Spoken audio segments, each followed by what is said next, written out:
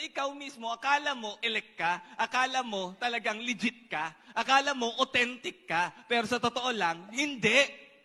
Ang sakit nun, ang hirap po nun. Ang batayan lang yung totoong pananampalataya ay yung ginagawa mo. So, ibig sabihin, faith is proven not by what you say, but by what you do. Okay? Ang totoong pananampalataya, hindi lang sa bibig. Nakikita sa aksyon.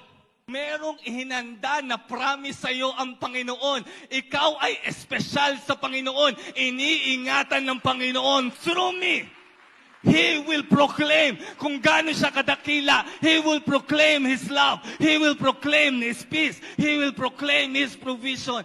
I am here, I am holy, not so that mapagmalaki ko that God has separated me.